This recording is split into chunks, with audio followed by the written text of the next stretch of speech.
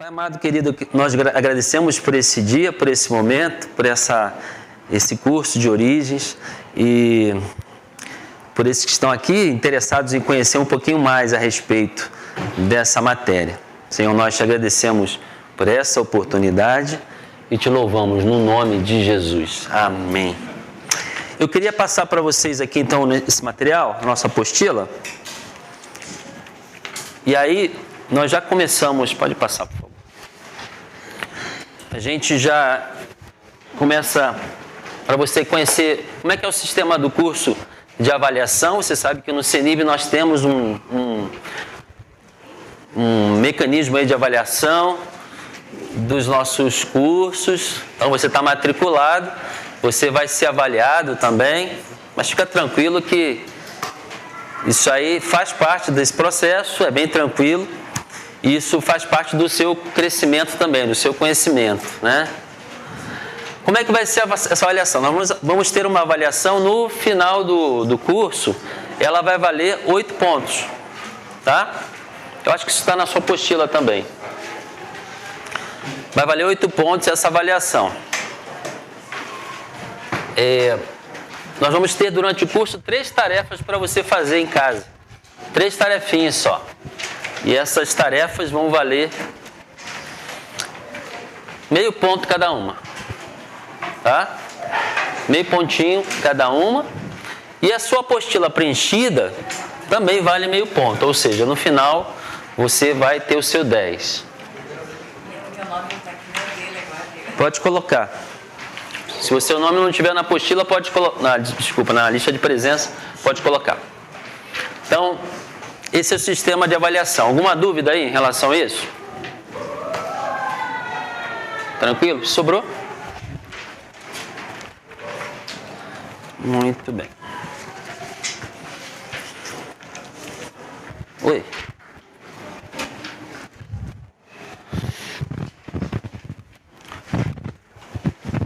Ok, então vamos conversar um pouquinho aqui. Então a pergunta que a gente se depara, eu acho que todos nós aí um dia, na nossa vida, na nossa infância, na nossa vida estudantil, na vida acadêmica, a gente se depara com essa pergunta, ou com essas perguntas. Como é que tudo começou? Como tudo começou? E aí você se pergunta, como surgiu o universo? Como surgiu a vida? Essa não é uma pergunta que só você teve, ou eu, ou temos.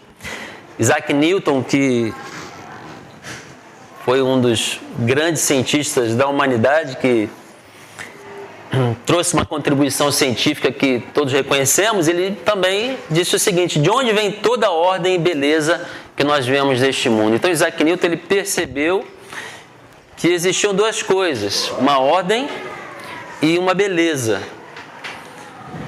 O Albert Einstein também fez um questionamento: eu quero saber como Deus criou o mundo. Então ele já coloca um ser, um agente criador neste processo aí da existência, de como nós, o universo todo veio existir. E agora nós vamos partir para o que a Bíblia diz. A Bíblia, nós dizemos que ela é é o nosso manual, é a regra que nós seguimos de fé e prática. E lá no capítulo 1 de Gênesis, no versículo 1, diz lá o seguinte: no princípio criou Deus os céus, ou Deus criou os céus e a terra. É uma afirmação. A Bíblia não discute a existência ou não de Deus, a Bíblia não discute o poder ou não de Deus, a Bíblia simplesmente afirma. É uma afirmação. Você já pode até começar a completar a sua apostila, aí os espaços que tem para completar. E eu quero ler com você, na verdade, o capítulo 1 inteiro de Gênesis. Você pode abrir aí sua Bíblia ou seu celular aí. Vamos ler o capítulo 1 de Gênesis. Na verdade, até...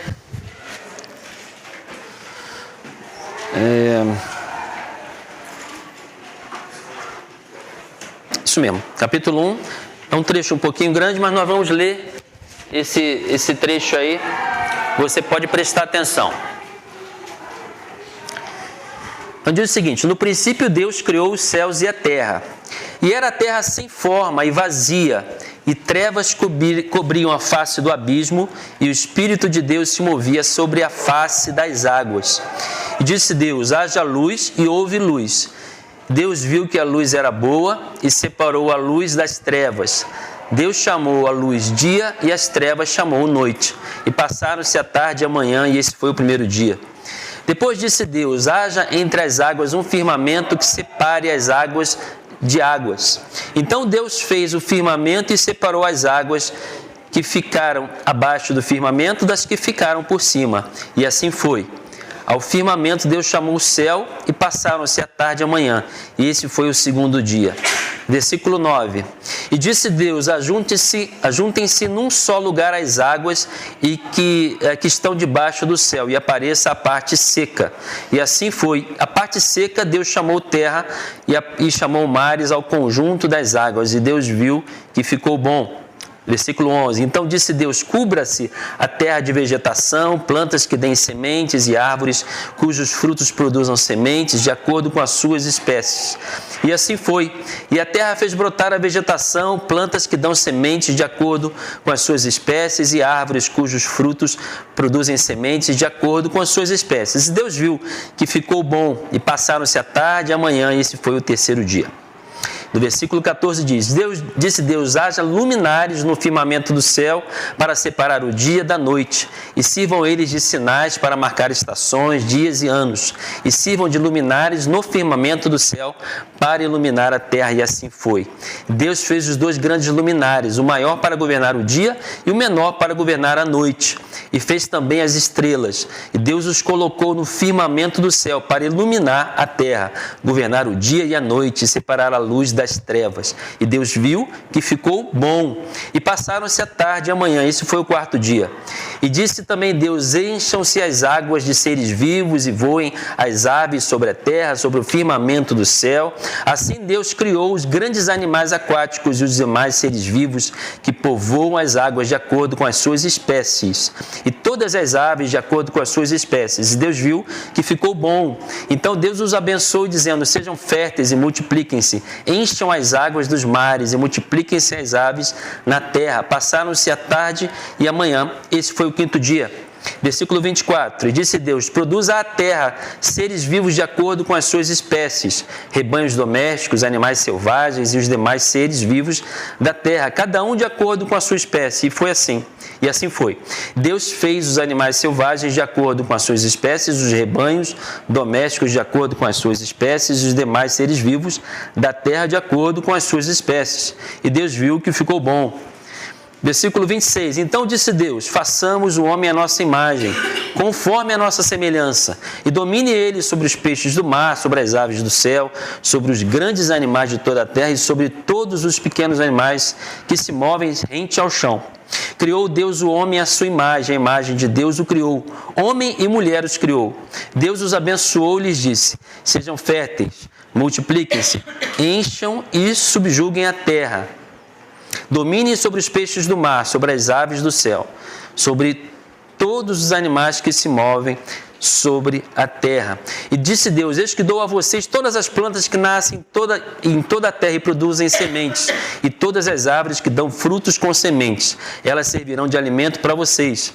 E eu dou os vegetais como alimento a tudo que tem em si fôlego de vida, e a todos os grandes animais da terra, a todas as aves do céu, e a todas as criaturas que se movem rente ao chão. E assim foi. E Deus viu tudo o que havia feito, e tudo havia ficado muito bom. Passaram-se a tarde e a manhã. Esse foi o sexto dia. Então esse foi o relato bíblico da criação. Então você percebe uma sequência, você percebe um planejamento, você percebe inclusive uma avaliação de qualidade. Que Deus vê e diz que estava bom. E Deus chega no final e fala: está muito bom. Né? Então é uma afirmação. Essa afirmação bíblica diz o seguinte: Deus criou céus e terra. Ou seja, há uma ação de um ser que tem o poder de criar, que tem o poder de interferir na história do universo e criar o próprio universo, na verdade. Então Deus criou. Então, a partir dessa afirmação, existem aqueles que vão dizer, sim, eu concordo com essa afirmação. Eu concordo que o universo foi criado. Eu concordo que existe um ser criador. Alguém, um agente inteligente que planejou e que criou o universo. Mas existem aqueles que dizem, não, eu não concordo. Eu não acredito que haja um ser criador. Eu penso que, estes dizem, né? Aqueles que não concordam, eu penso que todas as coisas surgiram do acaso e sem nenhuma forma de inteligência, elas simplesmente as coisas chegaram até o que nós vemos hoje. Então, existem dois pontos de vista, basicamente, dentro do que nós chamamos de cosmovisão, ou visão de mundo. Nós vamos conversar bastante isso também na próxima aula. Como isso interfere na nossa vida.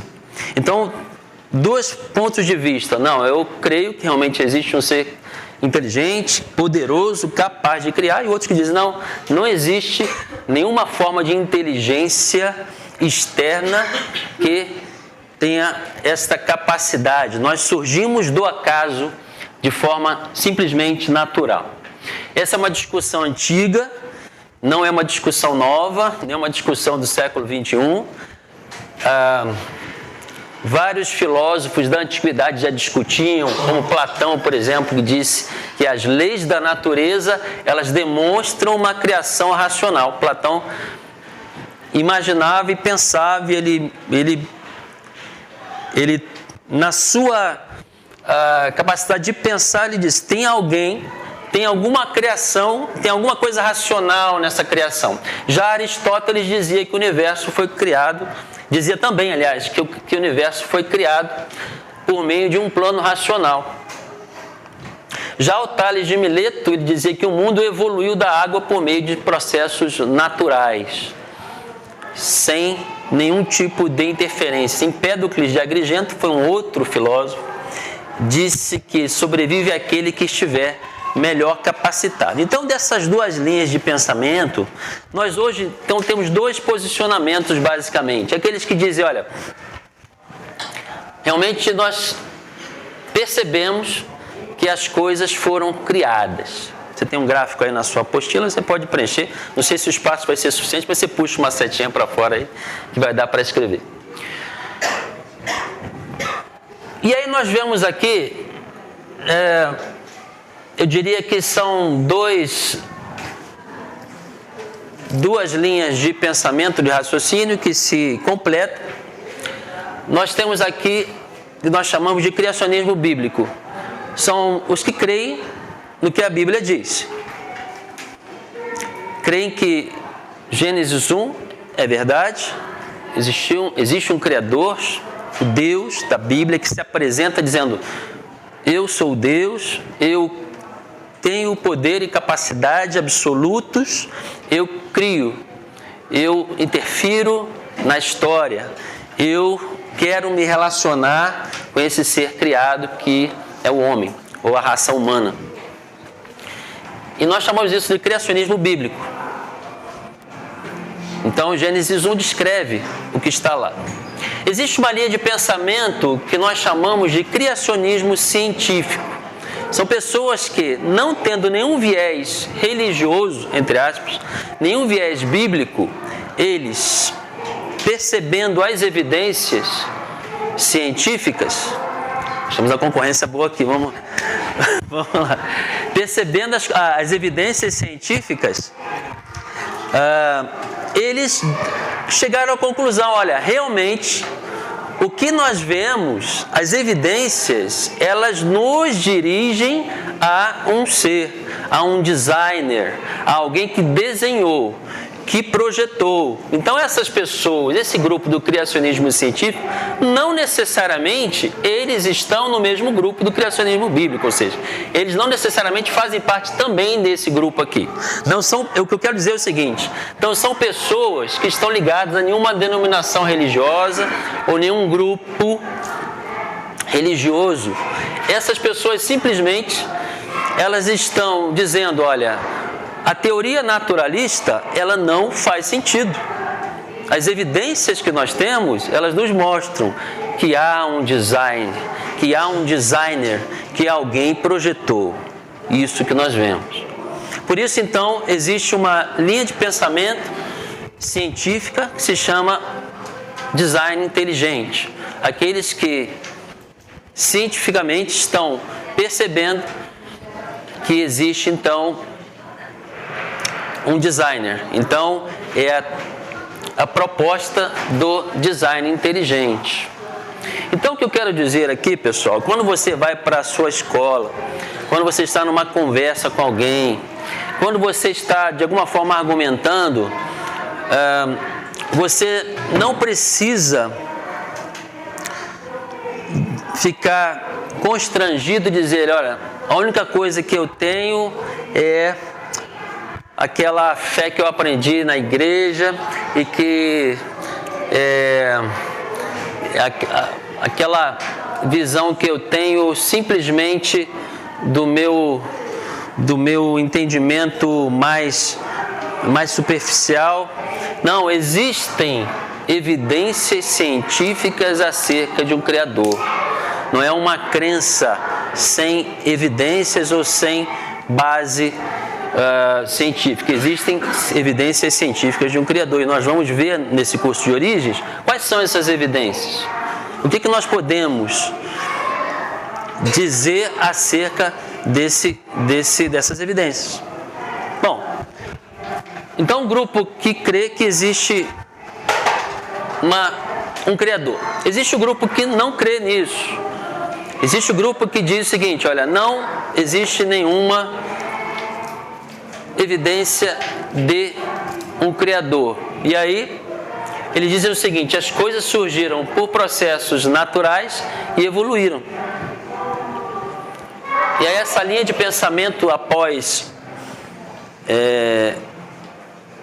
o século XIX, com Darwin, Charles Darwin publica a sua teoria chamada Teoria da Evolução e publica um livro chamado A Origem das Espécies. E aí começa a surgir então uma corrente chamada Darwinismo, que alega então que as coisas surgiram de modo natural.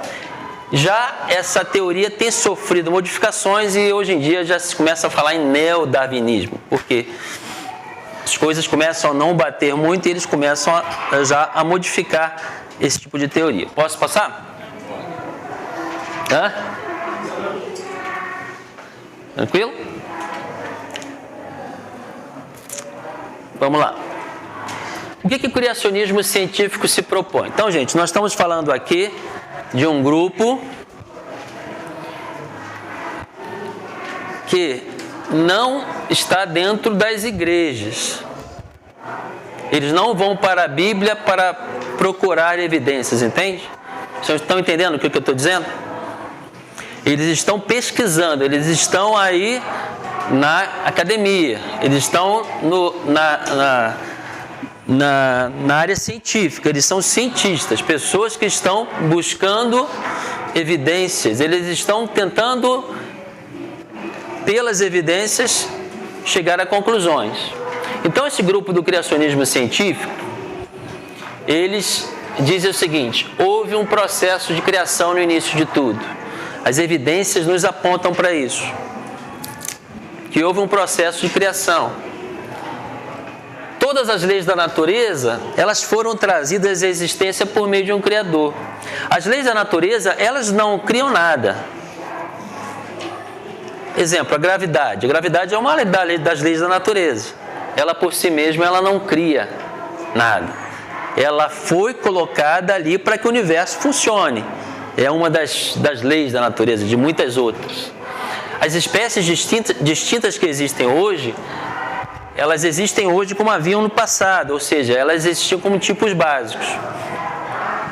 Não há nenhuma evidência de que uma espécie se transforme em outra espécie. Isso não existe evidência científica para esse tipo de coisa. Ou seja, um cão, por exemplo, você tem várias raças, tem várias variações, mas existiu uma espécie, um tipo básico no passado. Estou seguindo, hein? O pessoal do criacionismo científico, eles não utilizam pressupostos religiosos, mas o que eles encontram, então presta atenção nisso. O que o pessoal aí do grupo do criacionismo científico, o que eles encontram nas suas conclusões, vai ter implicações bíblicas, porque vai coincidir exatamente com o que nós vemos na palavra. Então é aí que está. As pessoas eles não têm intenção de provar a Bíblia, mas os seus achados vão ser exatamente o que a Bíblia diz. Isso é que é o mais importante. Então, quando você for lá conversar, quando você tiver lá uma situação onde você tiver uma situação de argumentar, você diz, olha, existem provas científicas, existem evidências científicas de que há um Criador, e um Criador inteligente. Então é um posicionamento científico sustentável sobre uma origem não natural da vida e do universo. Então, aceitar que existe um Criador é científico. Não é uma questão, eu acredito cegamente nisso aqui. Existem evidências na natureza, existem evidências de que há um Criador. Ponto.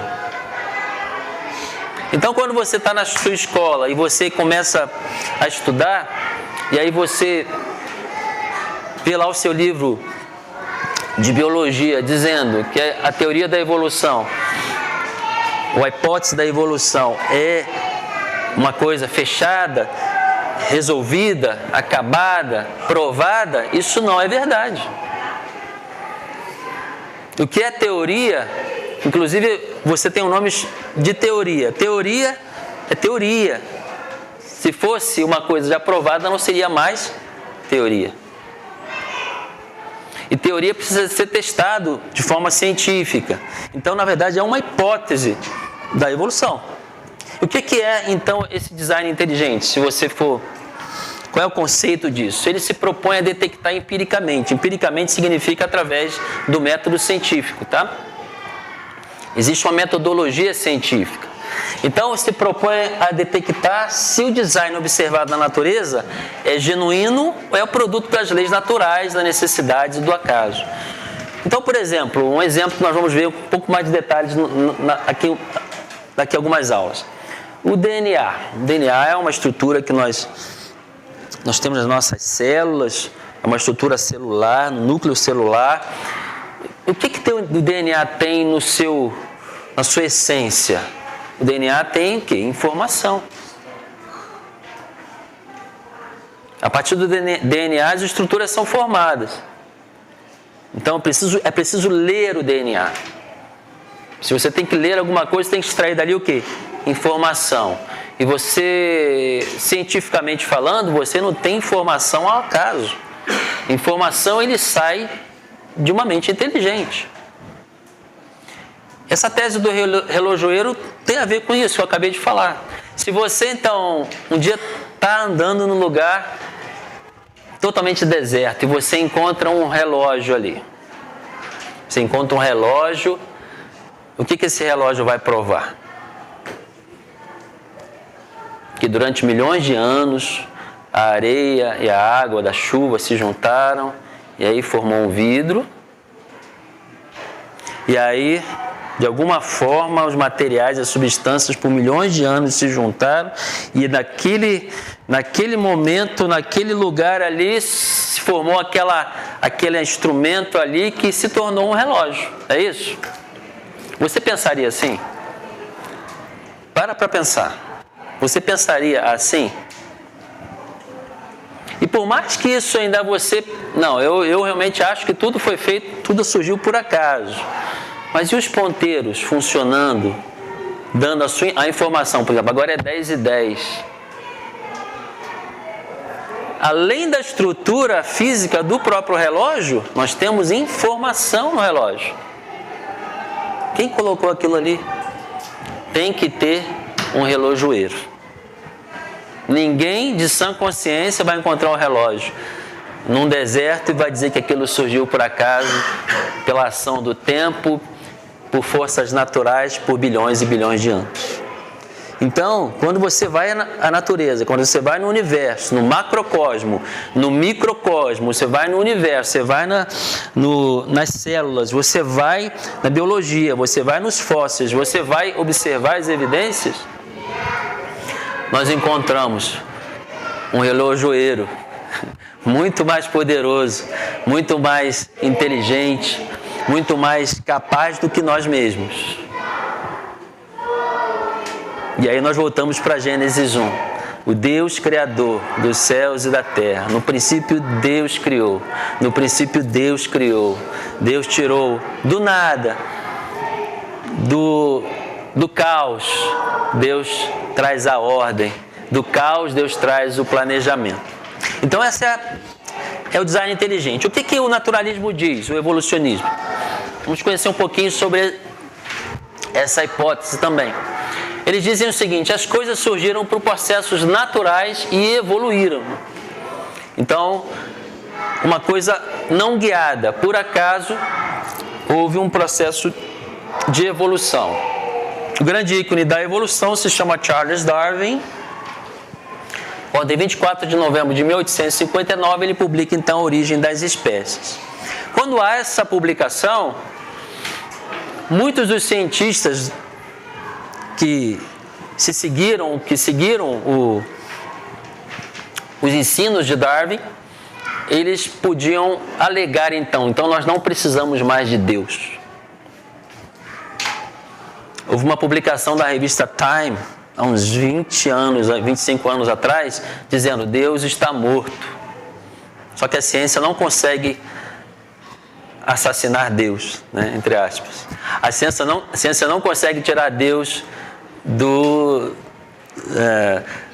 as evidências não conseguem mostrar que Deus não existe. Oi. Inclusive eles falam que Darwin matou Deus. O homem matou Deus. Exatamente. Mas não conseguem. Porque as evidências não mostram isso. Nós estamos falando aqui do ponto de vista científico, nem estou pegando a Bíblia para provar para ninguém. Do ponto de vista científico, você não consegue provar que Deus não existe. Portanto, crer que não existe Deus, e eu estou usando a expressão correta, crer é uma questão de fé. Ou você tem fé que Deus não existe, ou você tem fé que Ele existe. Porque você não consegue provar empiricamente que Deus não existe. Portanto, vamos seguir aqui então. A evolução, ela fala de mudança, de progresso e desenvolvimento. Existem 3 fatores, que é a mutação, a seleção natural e o tempo. E nós sabemos que essa questão tempo é necessária para que a teoria da evolução tenha sido proposta. É necessário muito tempo. É por isso que alega-se que isso ocorreu em bilhões e bilhões de anos. Bilhões e bilhões de anos. Só que algumas propostas da evolução, a viabilidade delas são tão inviáveis que você pode dar todo o tempo, que elas nunca vão acontecer.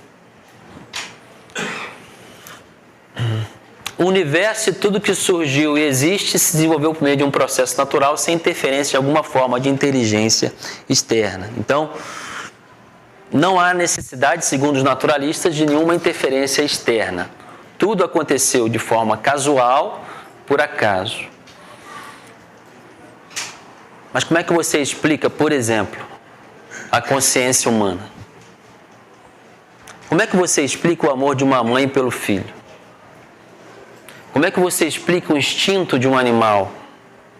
Como é que você explica um pássaro sair do norte e vir para o sul, exatamente na época certa, no momento certo, e voltar do sul para o norte?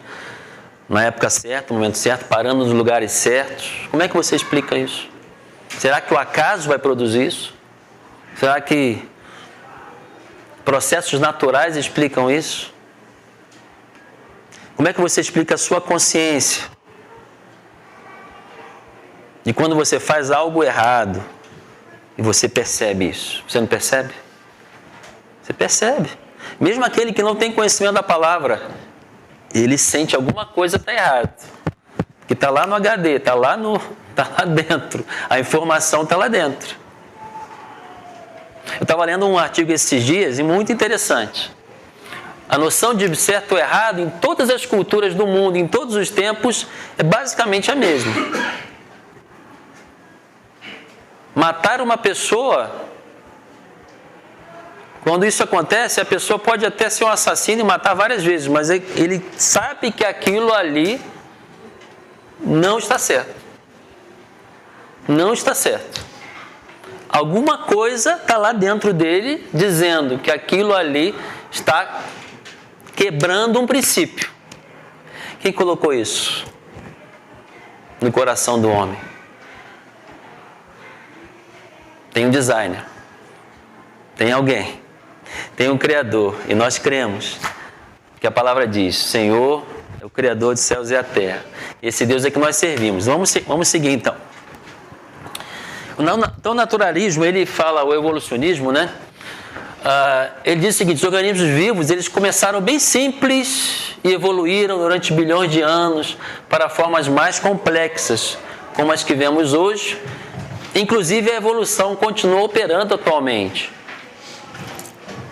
É por isso que existe então aquela árvore da vida, se você deve ter visto isso em livros de biologia, bem elementos químicos muito básicos e complexos, os organismos na complexidade vai aumentando até surgir o homem com a inteligência humana. Eu vejo às vezes coisas absurdas, as pessoas falam que não tem nenhuma razão, não tem nenhuma base. Eu vi isso anteontem, inclusive, num jornal, na TV, aquele jornal que você tem aqueles comentaristas, e uma das comentaristas dizendo que todos os seres são iguais. Então o homem, ele é igual a qualquer outro ser. Isso não tem nenhuma lógica do ponto de vista, inclusive científico. Você não pode comparar a inteligência humana por mais que você goste dos animais, os animais logicamente são importantes, mas você não tem como comparar. E a Bíblia fala, o homem é o que da criação? O homem é a coroa da criação. O homem tem um lugar especial, é óbvio, né? Então, isso aqui meio que deixa a coisa meio nivelada. Então, aí tem todo o processo evolutivo segundo a teoria da evolução. E aí nós evoluímos segundo essa teoria até chegarmos nessa condição, né? Alguém já chegou nesse nível aqui? Está chegando? Está caminhando para isso aí? A evolução diz então, isso aqui é um ser unicelular. A partir daí tudo surgiu. Então exige um aporte de fé bastante grande. Existe um livro, eu não sei se ele foi publicado em português, mas um livro interessante dizendo o seguinte: eu não tenho fé suficiente para ser ateu. Então, porque exige realmente uma dose de fé. Enquanto a criação diz o seguinte: você tem o tipo básico, e aí as variações ocorreram a partir do tempo com os cruzamentos e as condições naturais. Existe uma seleção natural? Existe. Mas não a ponto de mudar de espécie para outra espécie. Então, basicamente, se você for analisar as duas coisas, através desse desenho simples, a evolução ela vai surgindo em bilhões de anos, até que surge um ser ali completo. Mas a criação não. A criação, alguém inteligente foi lá, desenhou, foi lá e criou, foi lá e formou. O que nós acabamos de ler em Gênesis é um relato disso aqui. Você for lá ver, Deus criou as aves, Deus criou os animais, Deus criou o homem, Deus criou a mulher, criou, por iniciativa dele, alguém que fez. E aí eu gosto de falar então da teoria do bolo de chocolate, para explicar um pouquinho melhor sobre isso. Então, Preste atenção aqui para você tentar alcançar o que essas duas linhas de pensamento dizem. A primeira hipótese do chocolate é o seguinte: imagine que você encontra na sua casa, você chegou assim numa tarde, cansado do seu trabalho, e aí você encontra na sua mesa, ali na sua cozinha, um bolo de chocolate delicioso. Você ainda não comeu, mas você vê aquela figura que estava antes ali, aquele bolo maravilhoso. A primeira coisa que você pensa é o seguinte: alguém esteve aqui na minha casa, alguém que sabia fazer esse bolo, juntou os ingredientes, juntou o leite, juntou o fermento, juntou os ovos. Essa pessoa lá fez misturou do jeito que realmente deve ser feito, colocou no forno na temperatura certa e ali surge o bolo de chocolate e deixou na minha mesa. Essa é uma hipótese, tá? Mas existe uma outra hipótese. Existe a hipótese de que um caminhão de supermercado estava andando na sua rua. Esse caminhão estava carregando leite, ovos, fermento e tinha um cantil de água também dentro daquele caminhão. Um garoto atravessa na frente da sua casa jogando bola. O motorista do caminhão não vê o menino. Aliás, ele viu o menino, mas quando ele chega perto do menino, ele dá uma freada e o caminhão capota. E o caminhão capota, todos aqueles ingredientes ali dentro daquele caminhão se misturam. E o caminhão está capotando. E de repente, uma explosão e e o cantil também se partiu, e aquela água se misturou com aqueles ingredientes, e todo aquele movimento naquele caminhão, no final, surge o bolo de chocolate. E o motorista, no meio dos escombros, ele olha ali, um bolo de chocolate. Vou deixar esse bolo de chocolate na primeira casa que eu encontrar de porta aberta, que era sua. Você esqueceu a porta aberta, e ele entra lá com o bolo de chocolate. São duas hipóteses. O que nós acabamos de falar é basicamente isso. Alguém fez o bolo de chocolate, ou esse bolo de chocolate surgiu da explosão. De uma explosão, de movimentos naturais, que ao acaso, naquele momento, surgiram. O que você pode me dizer a respeito? O que é mais plausível? O que é mais fácil de você conceber? Alguém fez. Por que é difícil aceitar isso aqui? Que alguém criou. Vamos voltar aqui para o universo e para a vida. Por que é difícil aceitar? Olha, alguém criou. De repente, porque está acima do pensamento humano. Hã? De repente, porque está acima do pensamento humano, maior que o ser humano, que a inteligência humana. Mas por que o homem tem dificuldade de aceitar isso? Prefere essa hipótese aqui? Porque são duas hipóteses opostas. Por quê? É muito difícil aceitar isso aqui? Quer negar a existência de Deus. Quer negar a existência de Deus? Por quê? Se Deus entra nesse processo, o que acontece? Quando Deus entra num processo, quando Deus existe um Deus, e aí, agora?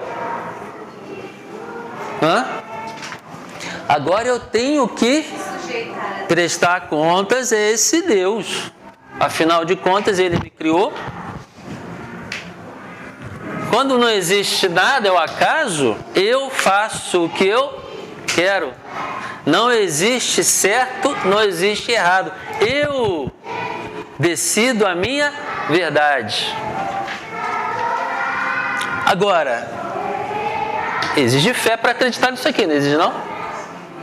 olha, um caminhão na frente da tua casa, teve um acidente, teve um incêndio e dali saiu um bolo de chocolate. Muito bem. O que nós vamos fazer? Nós vamos procurar por evidências. Esse curso de origens é um curso para procurarmos por evidências na biologia, na bioquímica, na física, matemática, geologia, cosmologia, paleontologia, são áreas da ciência.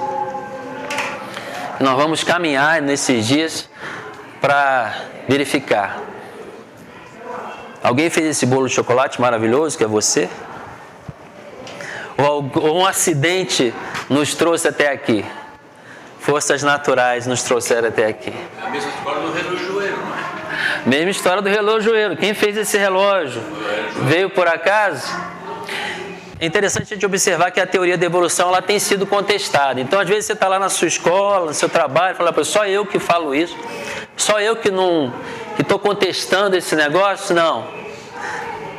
Aí dá aquela síndrome de Elias, né? Elias, depois lá ele terminou aquela questão de Baal, desafio, ele fugiu, falou para Deus, só eu estou sozinho. Deus falou, não, tem 7.000 lá também que não se dobraram a Baal. Então, existem muitos cientistas, muita gente que contesta a teoria da evolução. Então, você não precisa ficar dizendo, não, sou só eu. Ou só nós aqui na igreja, né? Não é isso não. Muitos cientistas discordam dos ensinos de Darwin, cientistas renomados de grandes universidades na Europa, nos Estados Unidos e no Brasil também. Se você for nesse site aqui, você vai ver que mais de 700 cientistas em todo o mundo, incluindo membros da Academia Nacional de Ciências, assinaram uma declaração de dissidência de Darwin. Agora, você acha que é fácil para eles fazer isso dentro do meio acadêmico? Quem trabalha no meio acadêmico deve saber como é difícil a pessoa se posicionar dizendo, olha, eu não concordo, eu não aceito a teoria de Darwin, eu não vou por esse caminho. A pessoa vai ser discriminada. Porque existe meio que uma lavagem cerebral no meio acadêmico para que você, não, é naturalismo. Não existe nenhum criador nesse processo. E se você vai por esse caminho, você é taxado de fanático religioso, né? E por aí vai. Esse filme aqui é interessante, é de 2008. A tradução em português significa expulso, não permitimos inteligência.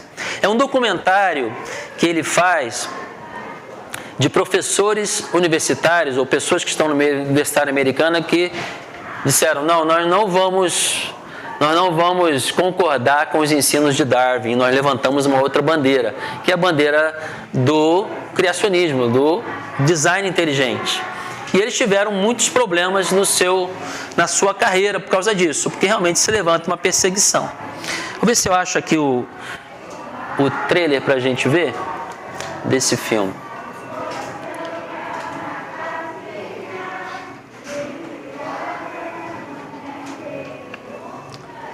Ver como é que tá o som aqui. Só apaga a luz para mim, fazer o favor.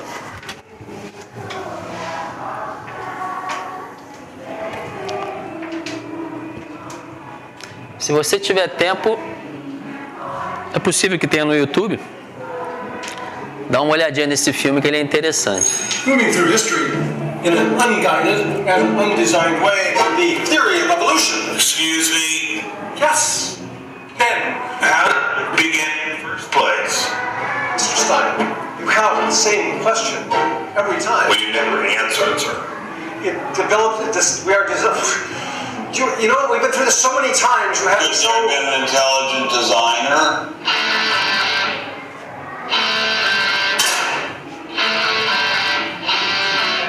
So what are you here for? I made a movie. Join Ben Stein in this year's most controversial documentary film. If they value their careers, they should keep quiet about their intelligent design view. I was viewed as an intellectual terrorist. I've never been treated like this in my 20 years in academia. I lost my job. It's a funny thing that questions that aren't properly answered don't go away. How do we get from inorganic world to the world of and sell. It might have started off on the backs of crystals. So you have no idea how it started. No one has anything. Nor has anyone else. So intelligent designers believe that God is the beginning. God is about as unlike as fairies, angels, gods, etc. Science makes no use of the hypothesis of God. I mean, it's essentially official policy of the National Academy of Science that religion and science will not be related. There are people out there who want to keep science in a little box where it can't possibly touch a higher power, cannot possibly touch God. Must be so moving. Expelled. No intelligence allowed. It's awesome. Então,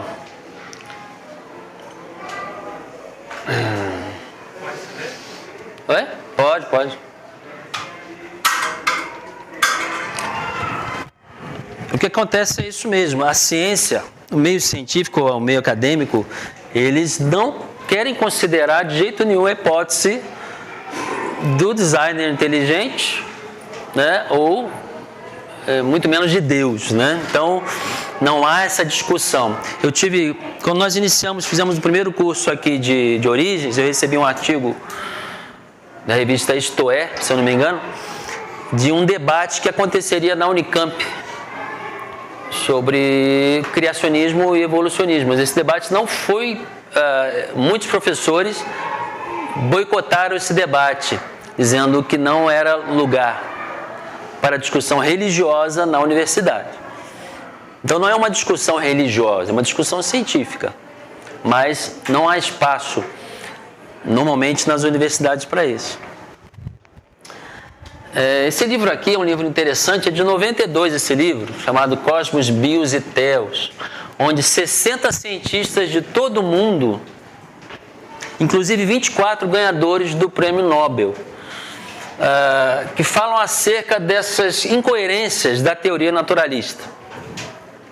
Então, não são pessoas, pessoal. Então, o que eu quero destacar com esses slides é o seguinte: não são teólogos, não são pastores e missionários que estão dizendo, olha, não podemos aceitar que essa teoria naturalista ou teoria evolucionista seja ensinada nas escolas como verdade, como já definido e resolvido. Nós não podemos aceitar essa lavagem cerebral que se faz nas universidades. Não são pessoas do meio religioso, são pessoas do meio científico, inclusive ganhadores de prêmio Nobel. O coeditor deste livro diz o seguinte: só há uma resposta convincente para explicar a enorme complexidade e as leis do universo. Qual é a explicação que ele dá? A criação por um Deus onisciente e onipotente. Tem que ser um Deus que está acima do limite de tempo, de espaço. Um Deus que não está preso às leis da física, da biologia, às leis naturais. E esse Deus é o Deus que está na palavra, o Deus que está na Bíblia.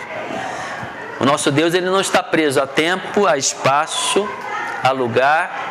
O nosso Deus, ele não está preso a nenhuma lei da natureza, afinal, ele criou as leis da natureza. E quando nós vemos episódios de milagres na Bíblia, o milagre é o quê? É algo que não acontece o quê? Todo dia, né? Não faz parte do cotidiano, por isso que é chamado de milagre, né? Senão não seria milagre. E o milagre acontece quando há alguma coisa, algum evento que desobedece alguma lei, pode ser biológica ou física, lei da natureza que eu digo, né? Então, quem é capaz de estar acima de qualquer lei da natureza? Deus. É preciso de um Deus onisciente, onipotente, um Deus acima de tudo.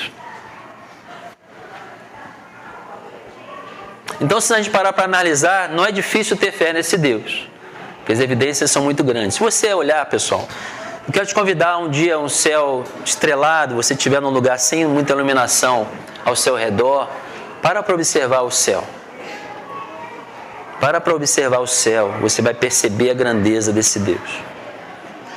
Quando você for ali em Foz do Iguaçu e você visitar as cataratas, toda vez que eu vou ali, eu fico extasiado com a grandeza de Deus, quando eu vejo aquelas águas ali.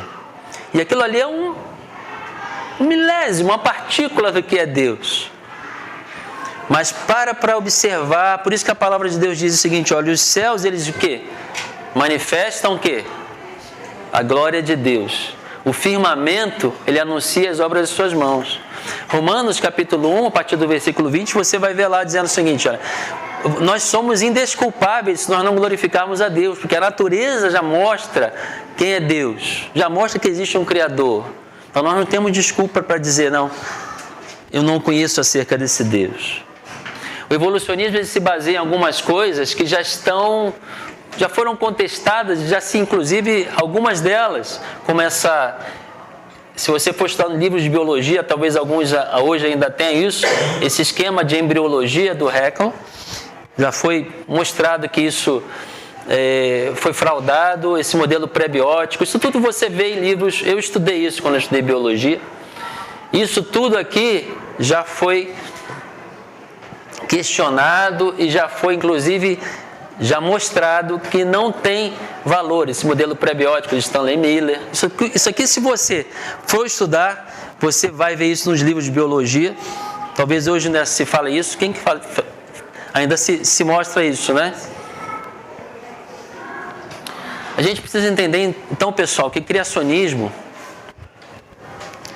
não é um posicionamento religioso, mas é um posicionamento científico. Então, nós vamos falar aqui bastante de ciência,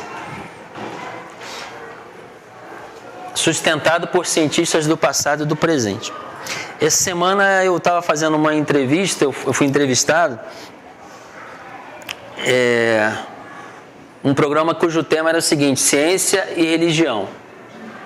Existe compatibilidade? Eu estava comentando que a compatibilidade é total entre ciência e fé. E eu não gosto muito da palavra religião, eu gosto mais da palavra fé. Eu creio no Deus da Bíblia, eu creio que a palavra diz. E é totalmente compatível. A palavra de Deus corretamente interpretada e a ciência bem estabelecida, bem feita, elas não entram em contradição. E quanto mais você conhece, mais você percebe que existe um Criador. Eu estava falando nessa entrevista que quando eu entrei na faculdade de medicina, e eu comecei a estudar anatomia, comecei a estudar bioquímica e ver os processos bioquímicos, o que acontece no interior de uma célula, é algo espetacular, é algo impressionante. Quando você vai para a fisiologia, quando você vai para... você consegue perceber, não é? Esses processos, você pensa, gente, isso aqui é uma indústria, uma máquina que está aqui dentro, o núcleo celular, o DNA.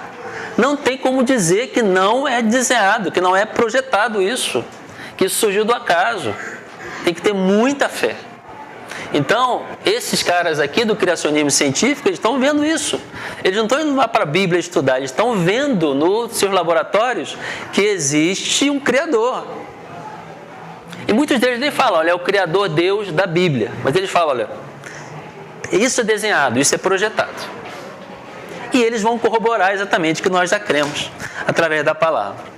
Portanto, existem duas posturas, nós vamos falar um pouco mais na próxima semana, que é uma aula bem interessante, não perca. A gente vai falar de cosmovisão, como isso influencia na nossa sociedade hoje.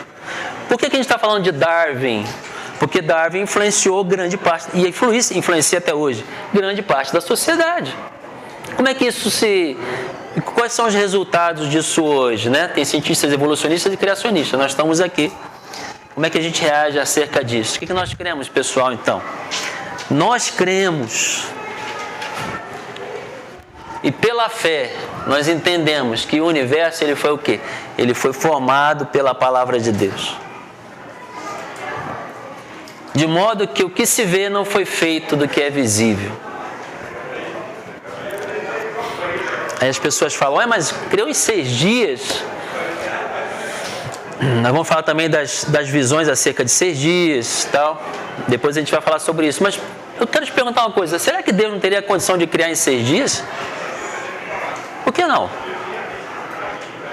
Eu acho que ele poderia criar em 6 minutos. 6 segundos, se ele quisesse. Fazia assim, tchum. Isso não é a questão. Essa não é a questão. O meu Deus, ele tem um poder que a minha mente não alcança.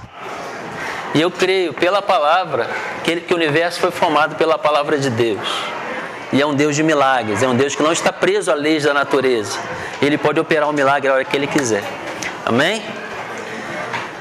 Tranquilo? Muita informação? Tá bom? Tá tranquilo? Semana que vem a gente vai falar sobre essas duas visões. E vamos começar talvez a falar um pouco sobre as evidências também.